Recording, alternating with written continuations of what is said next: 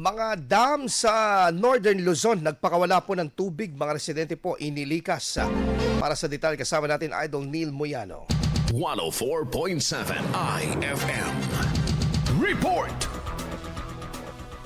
Patuloy na bumubuhos ang malakas na ulan sa Hilagang Luzon at ilang pangunahing dam sa Region 1, kabilang ang Ambuklaw at Binga ay nagbukas ng spill gates o mahigpit na binabantayan upang maiwasan ang pagbaha.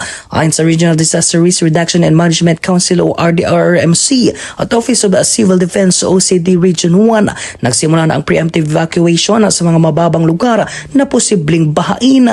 Nagpakawala naman ng 256.54 cubic meters per second ng tubig ang Ambuklaw Dam mula sa tatlong bukas na gate, habang 300.82 cubic meters per second naman ang inilabas ng Binga Dam mula sa apat na floodgates. Samantala, nasa 260.61 meters pa ang level ng tubig sa San Roque Dam na mas mababa sa normal na 280 meters. Ngunit inaasang tataas pa dahil sa tuloy-tuloy na ulan. Nagpaalala ang mga opisyal na manatili sa mga evacuation center at sumunod sa abiso ng otoridad.